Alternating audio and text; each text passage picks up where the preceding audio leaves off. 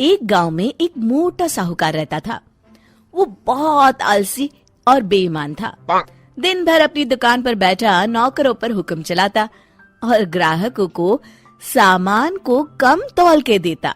बाबूजी 2 किलो आटा दे दीजिए। अरे दीनू, जरा इस हरिया के लिए आटा तो तौल दे। जी सरकार। अरे अरे, ये क्या कर रहा है? पूरी दुकान इसे दे देगा क्या? अरे पर सेठ जी, मैंने तो 2 ही किलो। मुझसे जुबान लड़ाता है, कल से काम पर मत आना। नहीं नहीं, माफ कर दीजिए सेठ जी, गलती से ज्यादा तौल दिया। दीनू थैले में से 200 ग्राम आटा कम कर देता है। सेठ जी, ये आटा तो कम है। कम है तो जा कहीं और से ले ले।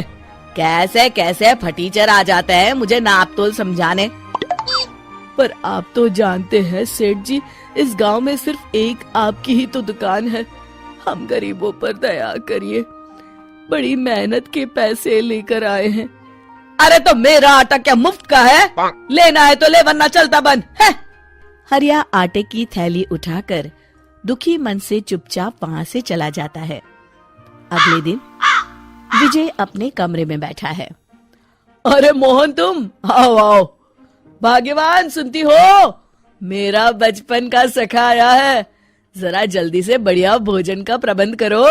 कैसा है विजय, तू तो बहुत बड़ा आदमी बन गया है। ये बंगला, गाड़ियाँ।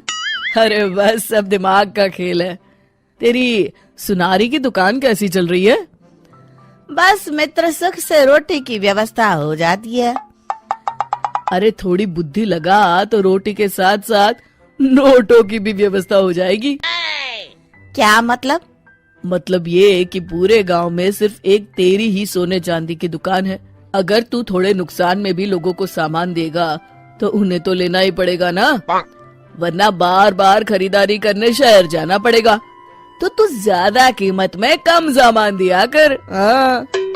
अरे भाई, ये तो बेईमानी हुई।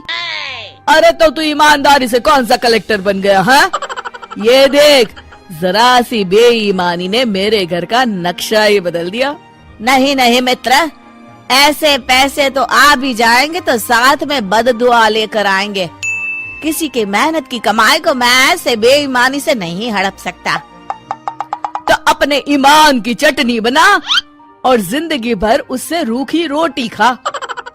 ऐसी बात नहीं है मित्र, मेरी मानो तो तुम भी ये सब काम छोड़ दो, वरना एक दिन पछताना पड़ेगा। तभी विजय की पत्नी खाना लेकर आती है। रहने दीजिए भाभी, इस पाप के 56 भोग के आगे मेरी मेहनत की रूखी रोटी ही भली है। मैं चलता हूँ। कुछ दिन बाद विजय के घर इनकम टैक्स की रेड पड़ जाती है। हे भगवान, इन्हें मेरा पता किसने दे दिया? तुमने पिछले 10 सालों से इनकम टैक्स जमा नहीं किया है। तुम्हारी दुकान, जमीन, जायदाद सब जब्त किया जाता है। हाय, मैं तो बर्बाद हो गया। विजय की दुकान और बंगले पर ताला लग जाता है। वो झोपड़ी में रहने पर मजबूर हो जाता है। देखिए जी, ये कुछ गहने हैं, मेरी माँ ने दिए थे और मैंने ना इन्हें बगीचे में छुपा दिए थे। आप इन्हें बेचकर कुछ पैसे ले लीजिए और शहर जाकर कोई नया धंधा कर लीजिए। ठीक है भगवान, कल ही जाता हूँ। विजय अगले दिन मोहन की दुकान पर पहुँचता है। विजय तुम? अरे ये क्या खस्ता हाल बना रखा है मित्र। अरे क्या बताऊं तुमसे, जाने किसकी बुरी नजर लग गई, सब चौपट हो गया।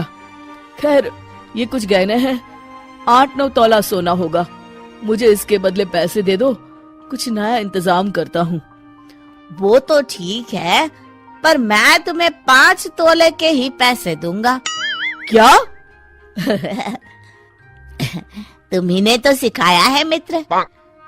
अरे पर अभी मेरे बहुत बुरे दिन है, ले देकर बस यही गहने बचे हैं मेरे पास। ये सब सोचूंगा तो पैसे कब कमाऊंगा, तुम ही समझा रहे थे ना। ठीक है, जितना मुनासिब समझो दे दो। विजय 5 तोले के पैसे लेकर दुखी होता हुआ शहर की ओर चला जाता है। उधर मोहन विजय के घर जाकर उसकी बीवी को बाकी के पैसे देकर पूरी बात बताता है। घर का जरूरी खाने पीने का सामान भी रखवा देता है। भैया, आपका ये उपकार रहेगा। अरे नहीं नहीं भाभी, ये तो मेरा फर्ज है। मैंने जो कुछ भी किया विजय को सही राह दिखाने के लिए। शाम को जब विजय वापस आता है, उसकी पत्नी उसे पूरी बात बताती है। मैं बहुत शर्मिंदा हूँ। ये मेरे कर्मों का ही नतीजा है जो आज हमें ये दिन देखना पड़ रहा है। कोई बात नहीं जी, देर आए दुरुस्त आए, जो हुआ सो हुआ। अब नया काम पूरी लगन और ईमानदारी से करिएगा जी। शिक्षा: बेईमानी से कमाया गया धन कभी सच्चा सुख नहीं दे सकता।